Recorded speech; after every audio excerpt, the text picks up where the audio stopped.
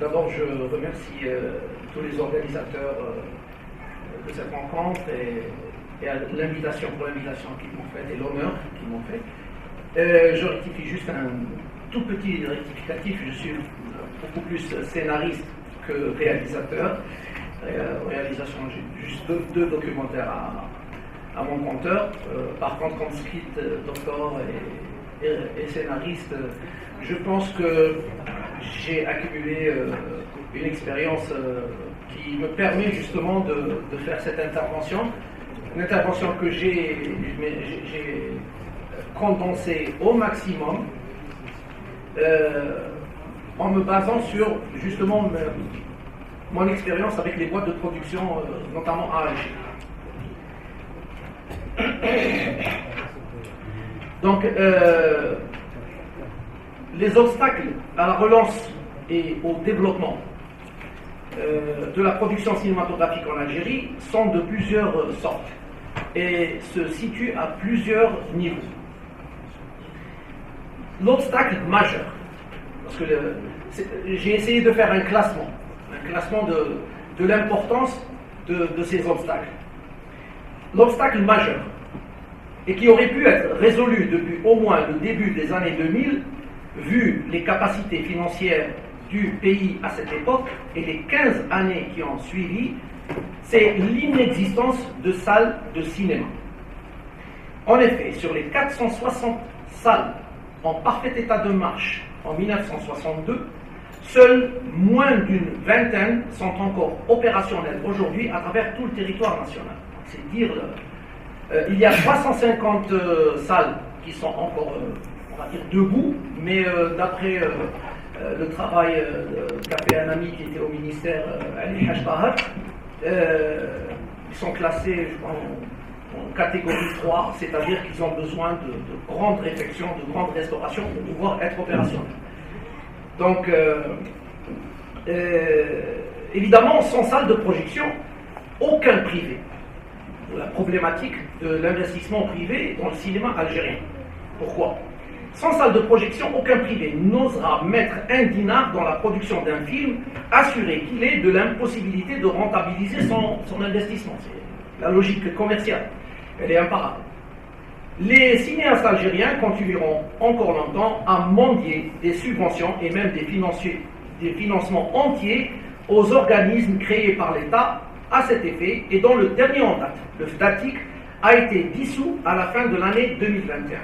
Et son remplaçant annoncé est toujours au stade des annonces de bonnes intentions.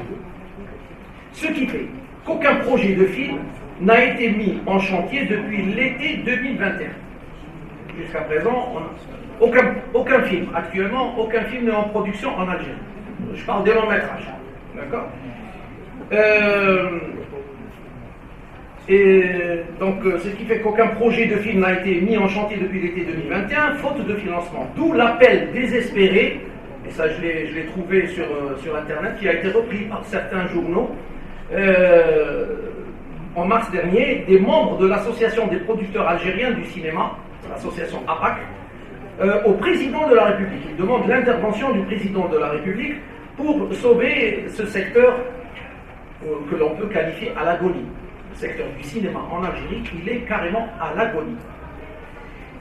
Le deuxième obstacle, et il est de taille lui aussi, et je pense que notre ami Gériou en a parlé, bon, j'étais pas encore arrivé, on m'a dit qu'il en avait parlé, c'est la censure. Donc elle se présente sous deux formes. La censure se présente sous deux formes. Il y a d'abord la censure administrative ou politique, si on veut, qu'on peut illustrer avec l'exemple du blocage jusqu'au jour d'aujourd'hui de la projection du film de Bachir Dedaïs, Ben Mehdi, et aussi la déprogrammation du film Papicha.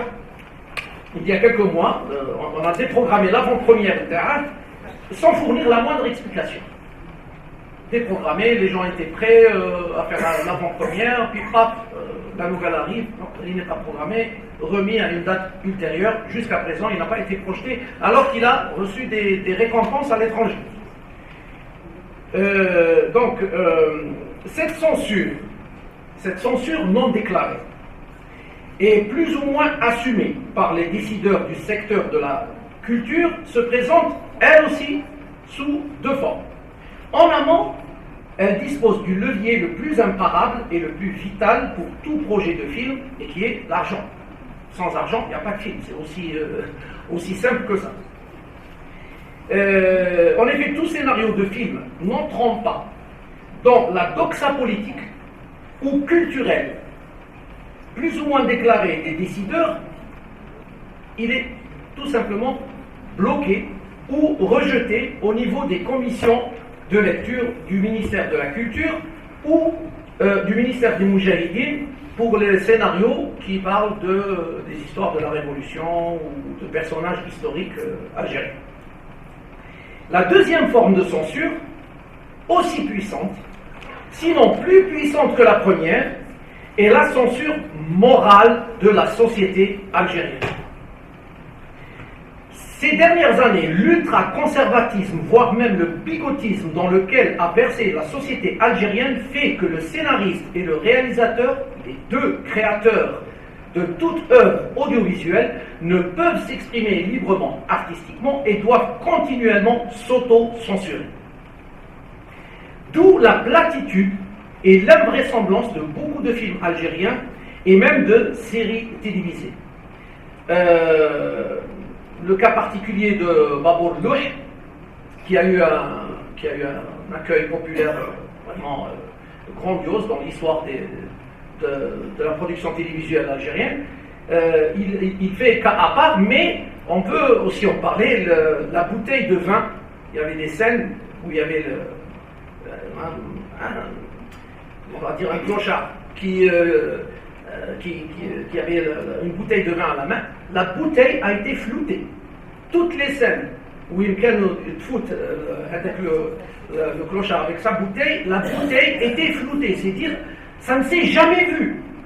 Dans tous les pays du monde arabe musulman, bon, je ne sais pas ce qu'il en est du Pakistan ou de l'Iran ou là, mais dans tous les pays du monde arabe, jamais cela ne s'est fait. On a flouté l'étiquette d'une bouteille de vin. Donc, c'est vous dire jusqu'où va le bigotisme. Et donc,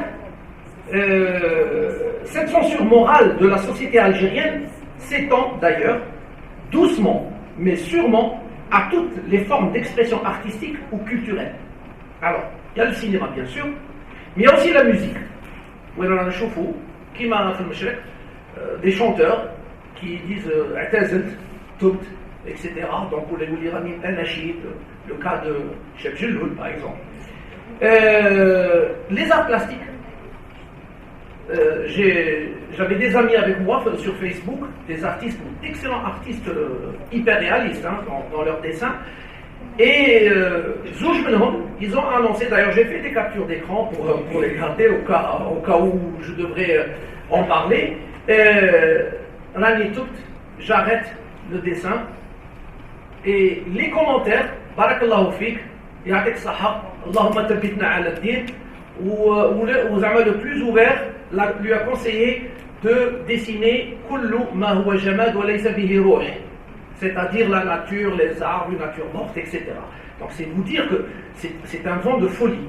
Et on ne se rend pas encore compte des dégâts qu'il est en train de faire sur la nouvelle génération allemande. Donc les arts plastiques et même les romans.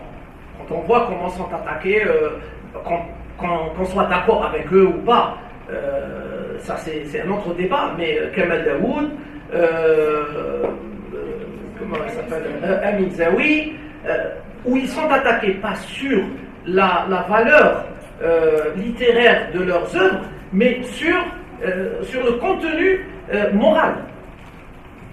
Donc c'est très grave. Enfin, personnellement, je suis très pessimiste, j'espère que je me trompe. Elle est sous certains aspects plus perfide, plus dangereuse et plus violente que la censure politique ou administrative. Il y a aussi le cas le film de Lies Selem, l'Orani, qui est passé le festival, je crois que c'était le festival du film arabe, je crois. Et il y a eu un débat avec le public. Là, il n'y avait aucune censure de la part des autorités. Personne ne lui a demandé d'ôter des scènes, ou là, de refaire des dialogues, ou là.